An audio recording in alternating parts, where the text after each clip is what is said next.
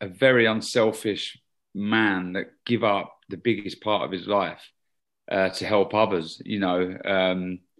That aside, he was a genius when it comes to coaching, an unorthodox style, if I'm honest, but a winning formula. I think he had over 300 national champions. He produced world champions like myself, John H. Tracy, Maurice Hope, Olympic gold medalist Audley Harrison. He went to, I can't even think of how many Olympics he went to, and how many of his boxers actually represented their country at them games throughout the years. But just like I struggle to put into words how important he was in my life, not just as a boxing coach, but as a mentor, as someone that could extract the best out of me as a sportsman and as a person. And he had this aura about him that you just didn't want to let him down. You wanted him on your side, and once he was on your side, he was the number one supporter, your number one backup, if you like. He had you. The man bled green and gold, the colours of Repton. He's just a special human being that I will forever miss. When we talk about unsung heroes, I mean, he achieved an awful lot, and obviously very successful and a brilliant genius coach, as you say, but still unsung in the way that they never ask for anything, these guys, do they? They just want to do it for the right reasons. They want to help people, and it's never in it. They're never in it for the attention. Of course not. And they're certainly not in it for the money. If you go back from the time Tony started to the moment that he passed away, he would have been out of pocket. He would have lost money through this love for the sport and the love for helping kids. And that's what it was. It was his passion for boxing and his passion just to help people fulfill their dreams and to get them on the straight and narrow and to get them away from, outside problems that might come your way.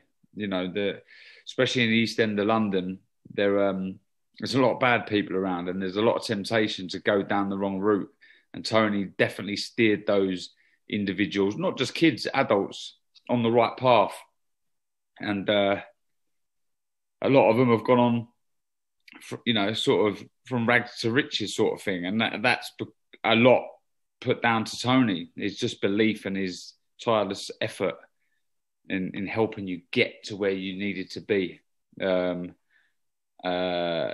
brilliant man. And also, as the time passes, I'll start remembering the funny times, because there were so many. Very, very, very comical man in the driest sense of the word. Like, he was just so dry, but he just had a way. He had a way of really, really making people laugh and offending people. But it was all harmless, done in tongue in cheek. But yeah, he was a brilliant man. And again, as well as teaching the fundamentals and being the coach and everything else, I mean, you've had some tough times. Obviously, your brother Gary, you shared a picture of yourself and Gary and Tony. Again, when you lost your brother, how important was Tony?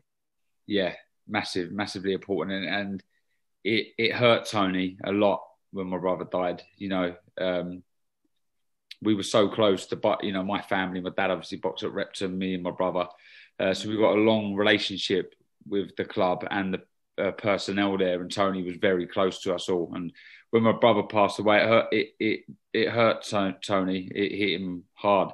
But he was there for us. He was certainly there for us.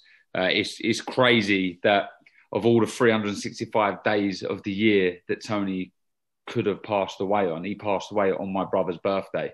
So spooky, but it's crazy. It's so sad. But what a life he led! What a life he gave to others, and that's why he was awarded an MBE. He was a special man. I'm sure as time passes on, you will hear lots of stories about Tony. And people like Tony tend to get as much satisfaction out of any kid going down the right path, whether he can box or not, than getting the world champions like yourself. Would that be fair with him as well? Yeah, yeah. I think as far as levels are concerned, he didn't just associate himself with the glory of the big names. You know, he was down right at the very start with the kids and with the young adults that were striving to become champions. He understood in a very modest way his importance to these young budding future stars. He understood, again, in a way, not a boasty way or on the big I am. He understood that his presence and his coaching was very much needed in most people's journey. And he was just there for everyone. He was there for everyone, and it's just going off subject slightly. I'm just thinking of obviously the current state doesn't allow people to really be at funerals. But let me tell you now, if we was in a normal time right now, Bethnal Green would come to a standstill. There would be thousands of people there. And that shows what a man he was. And that transfers not just from boxing, but into life. He helped a lot of people. He was a very, very well-respected man. And that went back years. He kicked the Crays out of Repton. He kicked them out because I think the Crays were using it to try and beat people up in there in a legal way. And Tony kicked them out, So he was a well-respected man. And I hope that his name will be remembered, which I'm sure it will for eternity. And people like Tony need the buildings, need the amateur boxing clubs. They need the support mechanisms so they can do their amazing work. Is it more important now than ever that people that can support amateur boxing that get involved in the sport, that get involved with grassroots sport?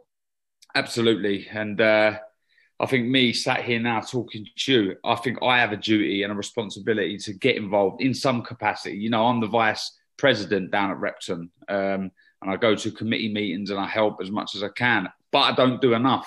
If I compare myself to Tony Burns, it's worlds apart. And I think it's important, again, that I personally do get involved and give something back, because it's the likes of myself that have been there and understand the importance of having these role models, these mentors to help guide these youngsters, again, on the right path for boxing and in life. So I have a duty and a responsibility, and I hope if anyone does watch this who's been involved in boxing at whatever level, they can help out in some way. And it doesn't mean you've got to be done every single night of the week. Just, chip in somehow. And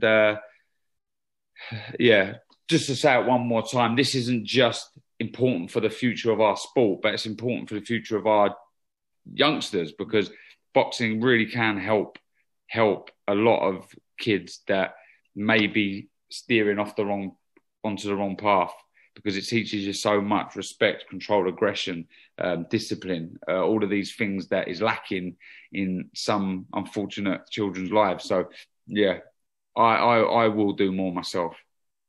Well, you are doing your bit, Darren, and even doing this, you're doing the bit for our boxing charity, Maverick Stars, because that's what we want. We want people like you to cast light on the initiatives that we're doing nationwide, and that's what we try and do, is support the boxing clubs. People like you are doing that by just doing this, casting a bit of light on it. And we want, obviously we want more people like you to do this and just say, let's all get involved. Let's get involved with charities like ours and just try and do a bit. And again, even if it's just social media stuff. Yeah, I've just got that gut feeling where, it's telling me that I'm not doing enough. And, I can't sit with that feeling. I have to act on it, and I will. It's just for any youngsters that might be toying with the idea of boxing, do it. Honestly, do it.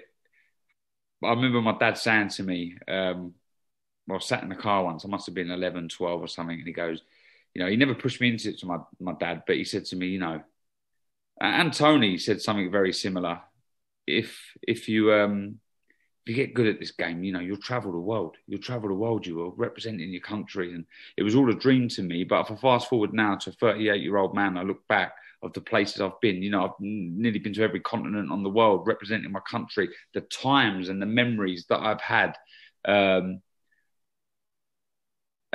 Being involved in boxing is incredible. You know, like it's given me goosebumps thinking about it now, and it gives me a sense of pride as well.